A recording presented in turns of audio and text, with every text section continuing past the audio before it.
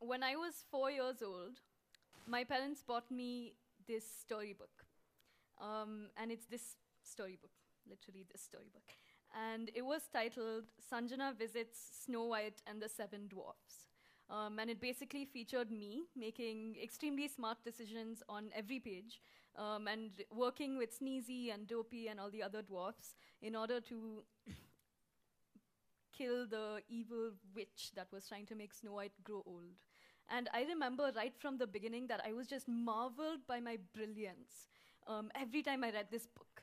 I was like, wow, like, how did I realize that that was a gem? Like, this is so good. I would tell my dad things like, can you please read that part where I identified it again? And he would say yes. And then Sanjana said, the gem is cursed. And then all the dwarfs say, oh, Sanjana, thanks for enlightening us. And so, in a very real sense, that's where Storybook Me comes from. A couple of years ago, I had this internship at this social impact company called The Alternative. I'm not very clear what I did for them, to be honest, because I was 17. I think they just mostly let me hang around. But they used to write stories about people that were doing things that they were excited and passionate about.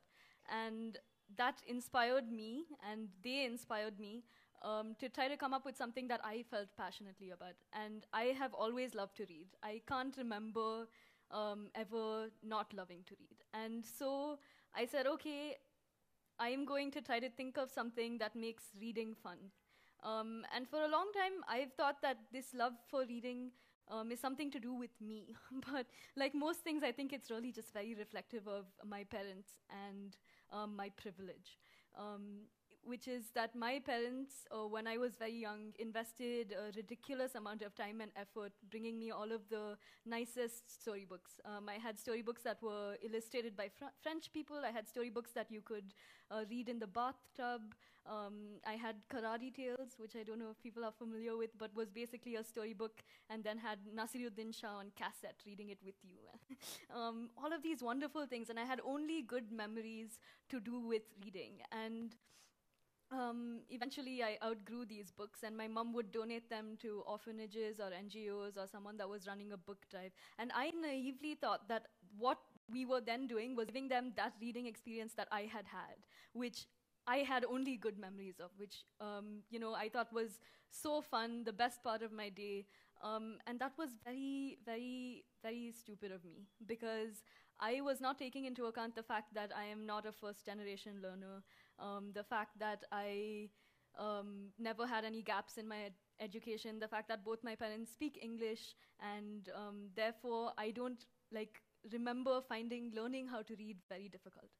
But when I started this reading project after the internship, I realized that it's actually very hard. Like, literacy is very difficult. The first set of kids that I worked with, they mostly came from families that were Tamilian families.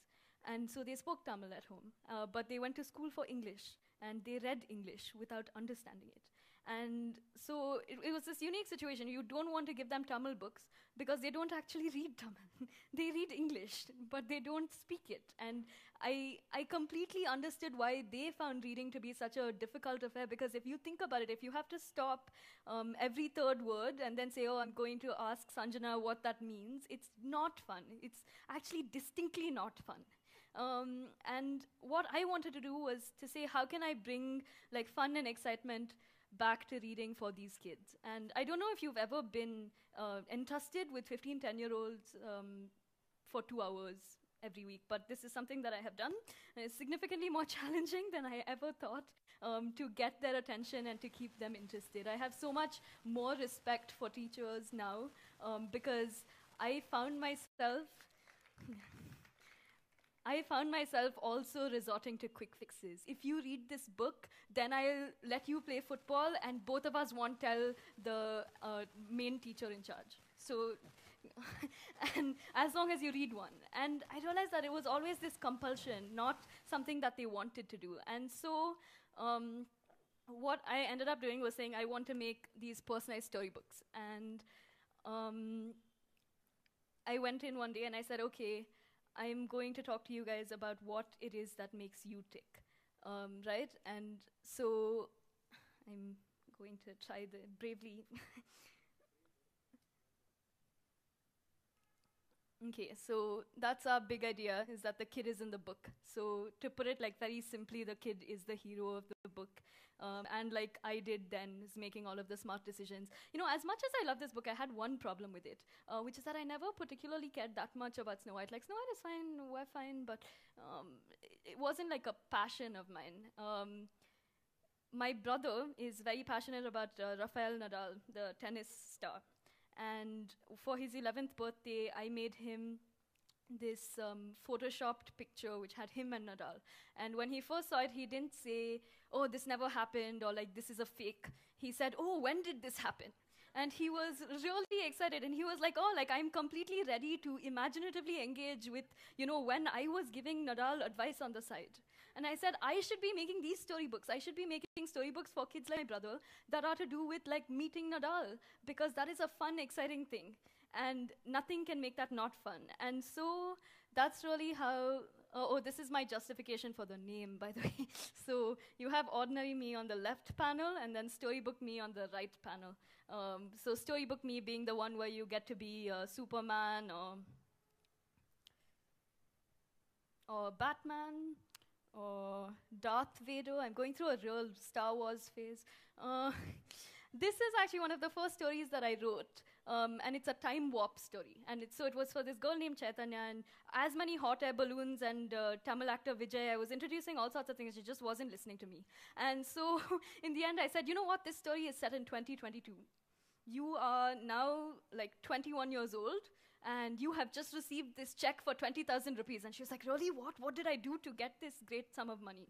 And I had her hooked, right? So for me, it was about finding what makes these kids excited. So this is one boy that really liked Spider-Man. So he works with Spider-Man to eventually somehow they end up at Corner House, because he also really liked Corner House. He liked Corner House, he liked Spider-Man. So this is a girl that liked chocolate, and she wanted to go to Dubai. So as you can see, she's the Choco Champ, and the prize was to go to Dubai with Virat Kohli, who is popular with girls and boys.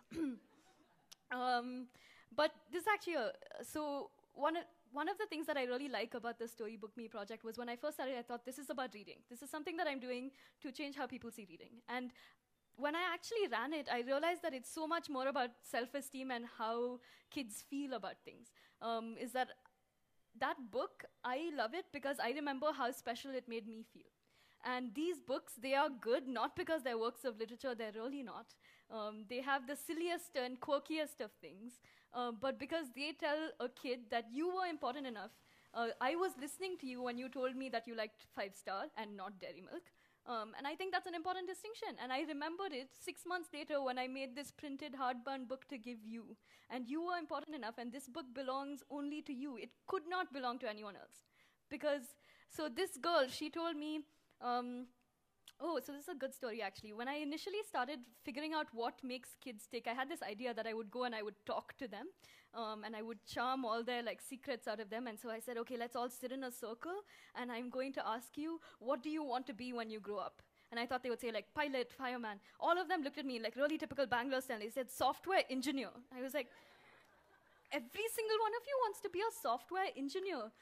Like everyone, and they were majority girls, and I said, okay, so this is what you most want. Like tomorrow, if you could get anything, you want to be a software engineer. I think someone somewhere had told them this is what you should aspire to, but anyway, so eventually I realized that you have to ask more like revealing questions, you know, more deeply personal questions that kids know the answers to. Questions like, what gift do you want for your birthday, ideally? Or what animal have you always been scared of? Like, which place would you visit if you could visit anywhere?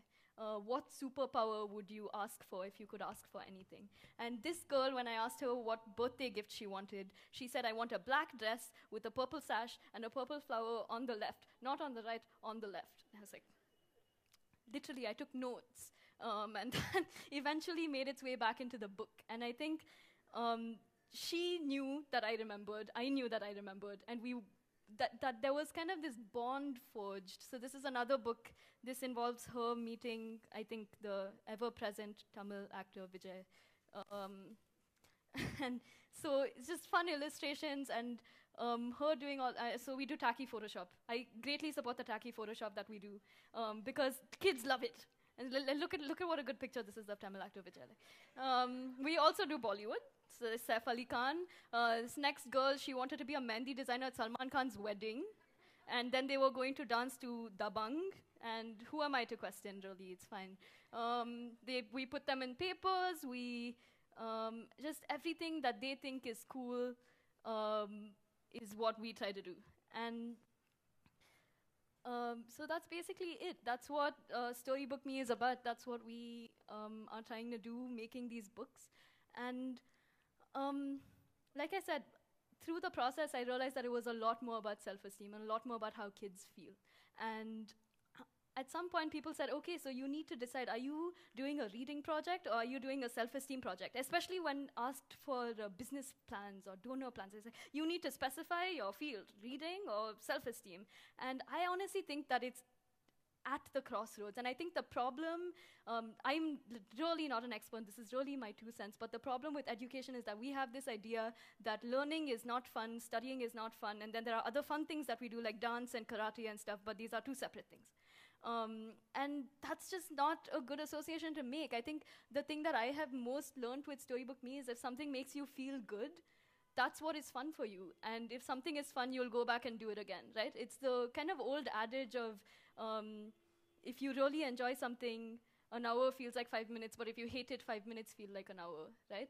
And I think that that's really what this project is about, is teaching them how to love to learn, but also teaching them that they are cool. Like I am saying, the volunteers that work with them are saying, like, we literally and metaphorically believe in your power to slay dragons. You know, if you think that you can go to Dubai, I think that you can go to Dubai. And why not? Maybe you will go to Dubai. And it's fine to daydream and it's fine to think of these things. And I think that that's an important connection to make with learning in general.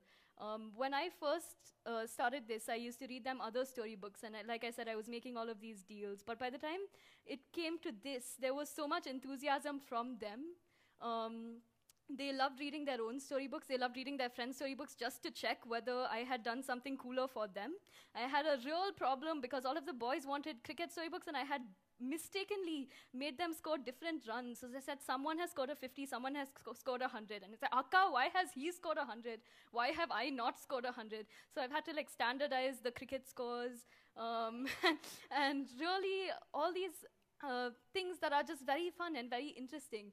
We had a really fun session actually in which kids, instead of working with us to write stories about themselves, were writing stories about their best friends. So I have a best friend. Her name is Marzia. So what the kids basically did was to say, oh, and then Marzia was so stupid, she even forgot to do this. And then she forgot to do that. And they love to read these out. Like from going from a place to, I don't want to read anything out loud ever, it became, I want to read this out because it's so funny. Everyone needs to know how absolutely silly Marzia's like been in this storybook. And so, yeah, that's basically my main hypothesis, is that we kind of need to get to a point where we say it's fine for reading to be fun, and it's not that this is actually like referencing one of the original great TED Talks, right? Ken Robinson, like if anyone, he said creativity is as important as literacy. And I really think that's true, because how you feel about reading, learning to read is very difficult and very important. And I have nothing but respect for people that work in literacy because it's so hard. But once you have that ability to read, loving to read is not the same as having the ability to read. And that really depends on how you perceive reading. And that's why I think this is important. That's why I think if you perceive reading as something fun and something exciting, you are so much more likely to overcome the educational challenges that reading might pose for you. Because this is something that in your mind is a good thing. If instead your experience of reading has only been to be in one classroom with some storybooks that you don't understand, where people are saying, you've read that word again. I told you that word yesterday. Read it correctly now. Again and again and again. And then you say, oh, I've given them this great library. Why does no one go to it? And it's like, why would they? You've given them no reason to. And so I think Storybook Me has been my attempt to like innovate within that kind of educational system that we put children through. And it's not a big project, it's a very small initiative. We've only done 50 books and 50 kids, and I kind of keep adding to it. I don't live here anymore, so that makes it more challenging. But the reason that I believe in it is that I think that it fixes this divide. Reading is fun. It's really fun. And the more people that we can convince of that, the better off everyone is. And I think that that is something we should all invest in.